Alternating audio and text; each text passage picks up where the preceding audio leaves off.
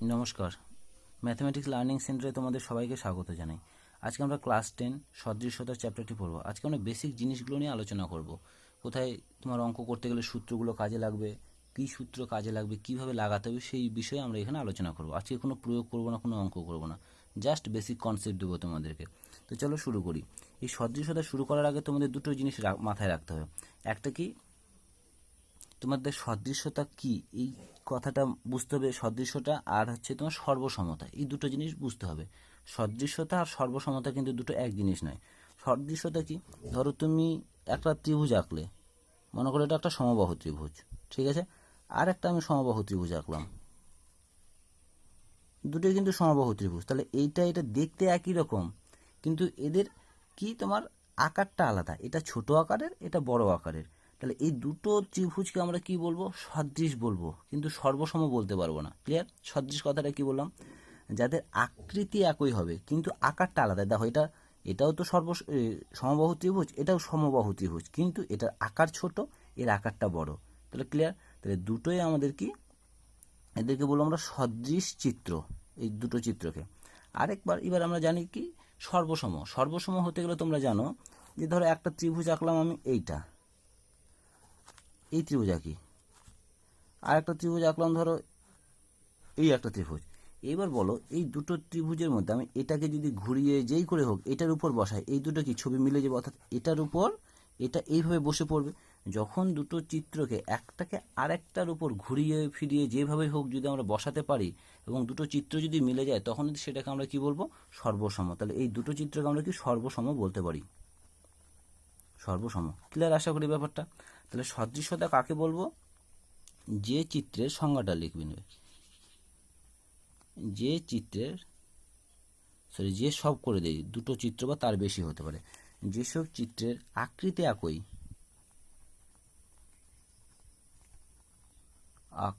একই কিন্তু আকার আলাদা, আকার ভিন্ন, তাদেরকে আমরা কি বলবো? সদৃশ। ভিন্ন, তাদের সদৃশ বলে। আর এই ধর্মকে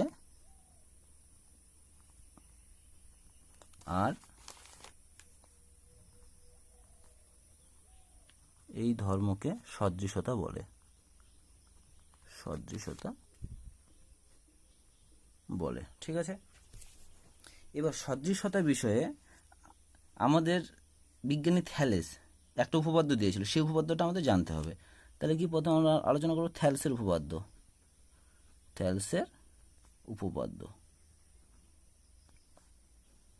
থ্যালেসের উপপাদ্য বলেছে ত্রিভুজের কোনো বাহুর সমান্তরাল সরলরেখা অপর দুটি বাহুকে বা তাদের বর্ধিত বাহুকে সমানুপাতে বিভক্ত করে। আগে আমি স্টেটমেন্টটা লিখে নিই, তারপরে ছবি দিয়ে বুঝিয়ে দিচ্ছি। কি বলেছে? ত্রিভুজের কোনো বাহুর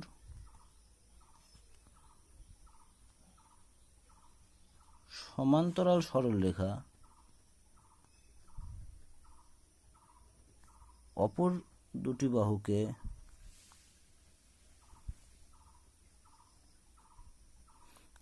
বাহুকে বা তাদের বর্ধিতাংশকে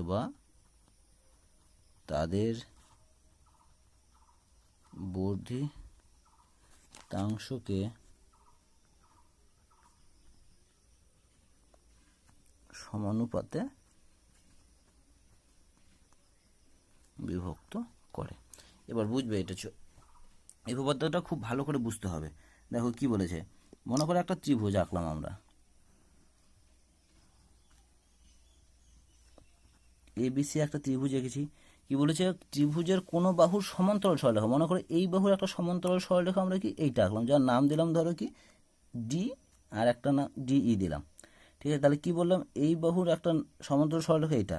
তাহলে ওটা বলেছে ত্রিভুজের কোনো বাহুর সমান্তরাল সরলরেখা অপর দুটি বাহুকে বা তাদের বর্ধিতাংশ। এবার বর্ধিতাংশ ব্যাপারটা কি? মনে করো এ বি সি একটা ত্রিভুজ, এদের বর্ধিতাংশ বলেছে, তার মানে এই বাহুটা আর এই বাহুটাকে যদি বাড়াই আর এই সমান্তরাল একটা সরলরেখা যদি আঁকি ডি ই, একই কিন্তু। দেখো কি বলেছে, ত্রিভুজের কোনো বাহু সমান্তরাল সরলরেখা অপর দুটি বাহুকে বা তাদের বর্ধিতাংশকে, এই যে এটাকে আর এটাকে বর্ধিত করলাম, বর্ধিতাংশকে সমানুপাতে বিভক্ত করে। এইবার জানতে হবে সমানুপাতে বিভক্ত জিনিসটা কি। দেখো, সমানুপাতে বিভক্ত করে, আমি আগে এই ত্রিভুজের ক্ষেত্রে বলছি। বলেছে এই ত্রিভুজের ক্ষেত্রে এই বাহুটার দৈর্ঘ্যের অনুপাত অর্থাৎ এডি বাই এই পুরোটার অনুপাত এবি যা হবে, সেম ভাবে এই দিকেরও তাই হবে। কি, এখানে আমরা কি নিলাম, এইটুকু নিলাম, তাহলে এই ক্ষেত্রে আমাদের এইটুকু নিতে হবে, এই বাই এখানে কি পুরোটা নিতে হবে এ সি। বোঝা গেল কি বললাম? দেখো, সমানুপাতে বিভক্ত করা মানে কি, এই যে এখানে দুটো ত্রিভুজ উৎপন্ন হয়েছে, একটা এডিই আর একটা কি এ বি সি, বড় ত্রিভুজটা। তাহলে বলেছে এই ছোট ত্রিভুজের এই বাহুটার সঙ্গে বাই বড় ত্রিভুজের এই বাহুটার অনুপাত ইজুকাল টু একই রকম ছোট ত্রিভুজের এই বাহুটার সঙ্গে বড় ত্রিভুজের এই দিককার পুরো বাহুটার অনুপাত কি হবে, সেম হবে। এটা একটা হতে পারে। আর একটা কি হতে পারে, দেখো সমানুপাতে বিভক্ত করা মানে কি, বলেছে এখান থেকে এডি বাই এই ডিবি এইটুকু দৈর্ঘ্যের অনুপাত, এডি বাই এবি এইটুকু দৈর্ঘ্যের অনুপাত যা হবে, এখান থেকে একই রকম করে এই বাই ইসি এইটুকু দৈর্ঘ্যের অনুপাত কি সেম হবে। ক্লিয়ার এইটুকু? তাহলে সমানুপাতে বিভক্ত করা মানে কি বোঝা গেল, সেম জিনিস এটার ক্ষেত্রেও তোমরা লিখে নেবে, কোনো পার্থক্য নাই, একই রকম গেল।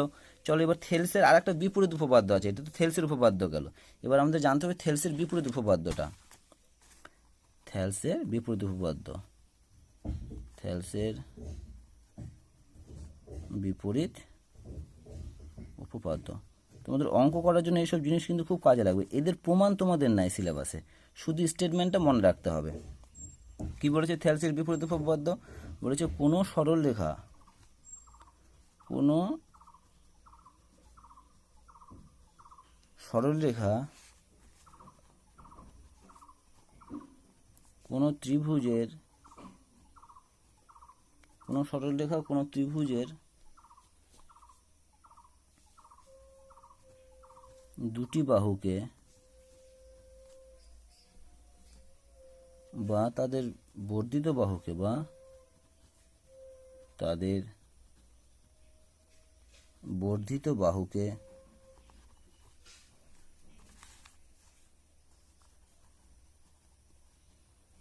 বিভক্ত করলে তা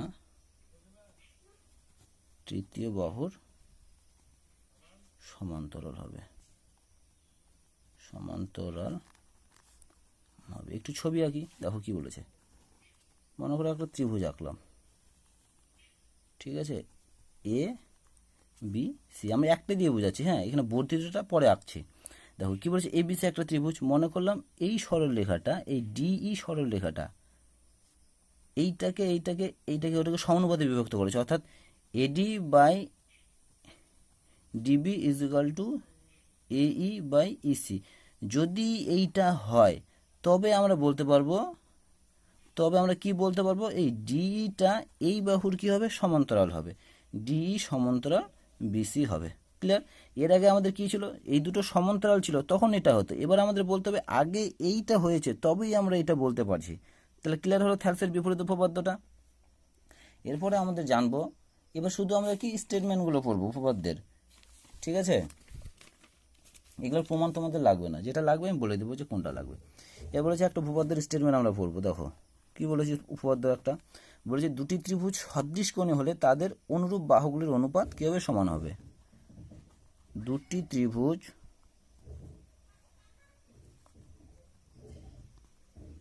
সদৃশ কোণী হলে, দুটি ত্রিভুজ সদৃশ কোণে হলে তাদের অনুরূপ বাহুগুলির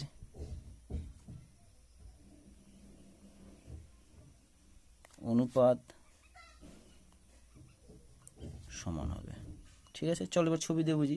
আমি চাই তোমরা এই সদৃশতার চ্যাপ্টারটি শুরু করার আগে যেসব জিনিস বললাম তোমরা একটা খাতায় আগে লিখে নেবে, তারপরে এখান থেকে যেসব অঙ্ক আছে সেগুলো করা শুরু করবে, তাহলে তোমাদের বুঝতে সুবিধা হবে। তাহলে কি বলেছে, দুটি ত্রিভুজ, আগে আমরা দুটো ত্রিভুজ আঁকি। একটা আঁকলাম A B C, sorry C একটা ত্রিভুজ, আর একটা আঁকলাম ধরো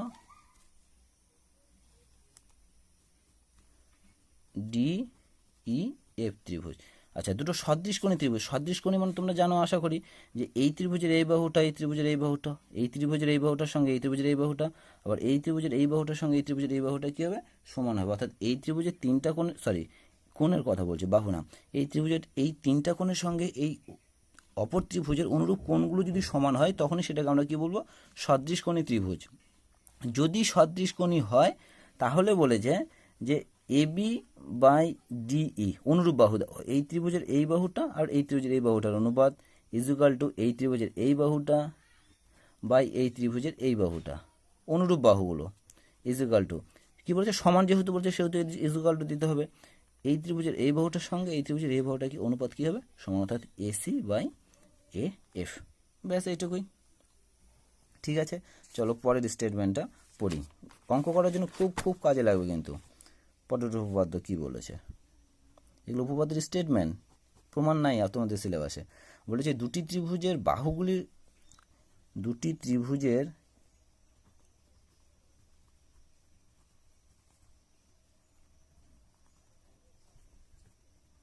বাহুগুলি সমানুপাতে থাকলে তাদের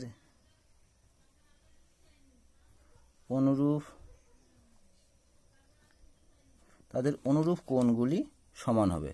অনুরূপ কোণ সমান মানে কি বললাম এটাকে? সদৃশ হবে। অর্থাৎ আমরা বলতে পারি কি হবে? ত্রিভুজ দুটি সদৃশ হবে। চলো ছবি দেখি। মনে করো এই একটা ত্রিভুজ,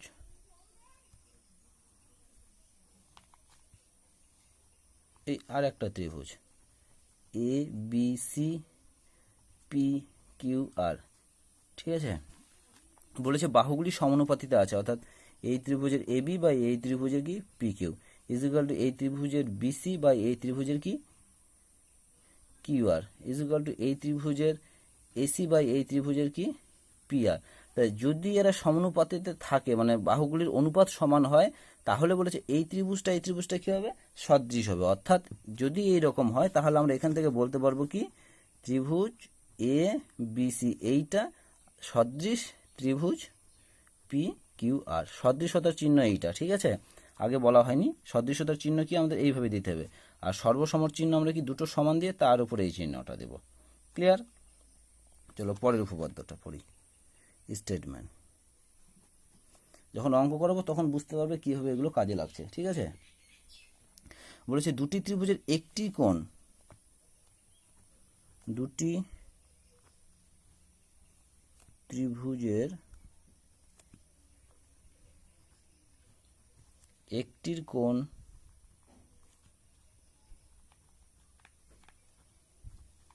অপরটির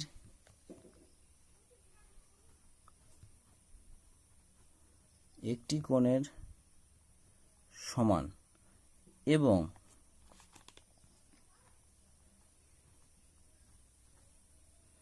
কোণগুলির ধারক বাহুগুলির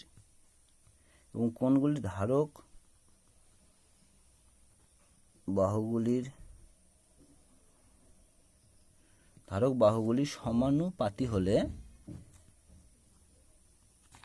ত্রিভুজদ্বয়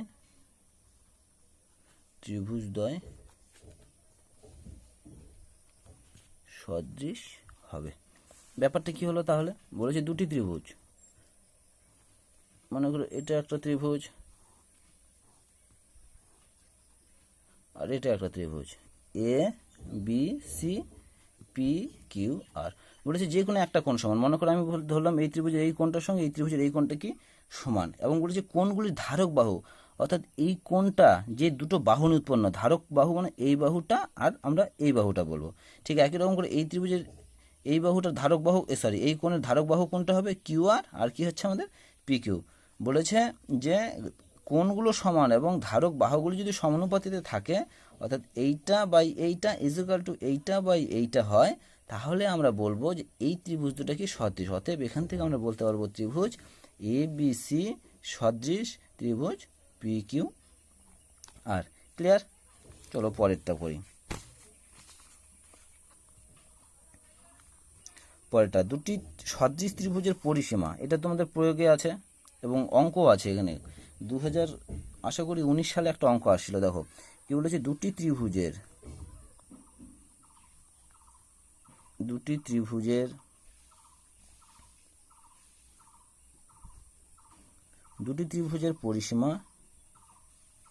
পরিসীমা ত্রিভুজ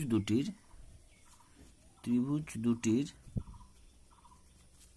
অনুরূপ বাহুগুলির সঙ্গে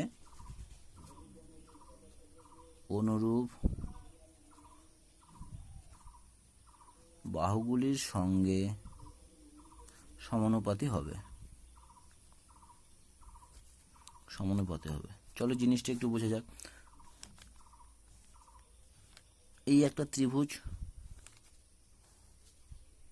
এই আর একটা ত্রিভুজ, এটা এ, এটা বি, এটা সি, এটা পি, এটা কিউ, এটা আর, দুটো ত্রিভুজ। ঠিক আছে, আমি প্রথমে ধরো কি বলেছি, দুটো ত্রিভুজের পরিসীমা, অর্থাৎ এটা 1 নম্বর ত্রিভুজ বলে, এটা 2 নম্বর ত্রিভুজ বলে, তাহলে সুবিধা হবে। দেখো 1 নং ত্রিভুজের পরিসীমা বাই 2 নং ত্রিভুজের পরিসীমা, কি বলেছে, ত্রিভুজের পরিসীমা, তাহলে প্রথম ত্রিভুজের পরিসীমা বাই দ্বিতীয় ত্রিভুজের পরিসীমা কার সঙ্গে সমান হবে, এদের অনুরূপ বাহু।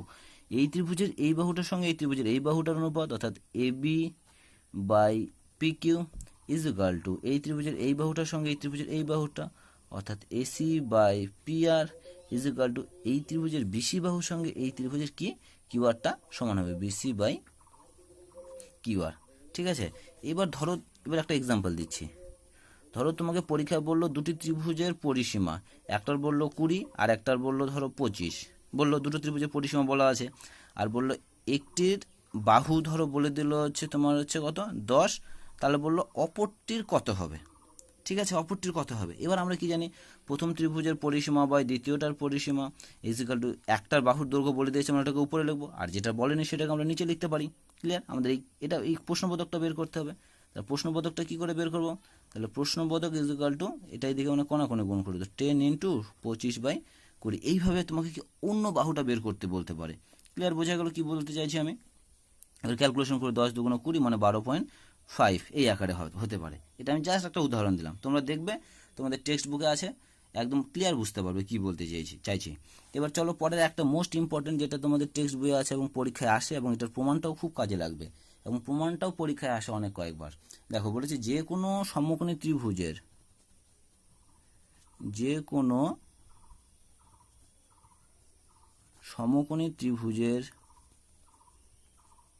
সমকৌণিক বিন্দু থেকে অতিভুজের উপর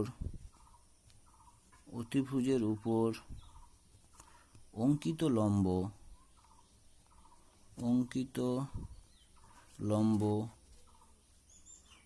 লম্ব এবং ওই লম্বের, আগে স্টেটমেন্টটা লিখে দিচ্ছি পরে ছবি দিয়ে বুঝিয়ে দিচ্ছি, ওই লম্বের উভয়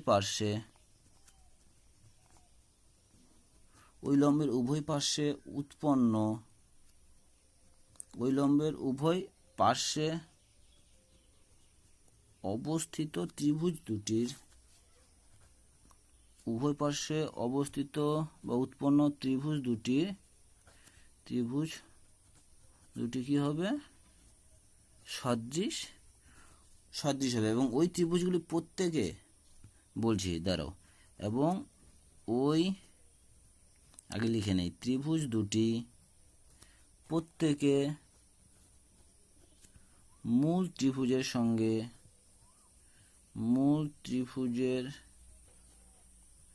সঙ্গে সদৃশ হবে। ঠিক আছে, এবার ছবি দিয়ে বলছি। দেখো মনে করো এই একটা আমি সমকোণী ত্রিভুজ আঁকলাম।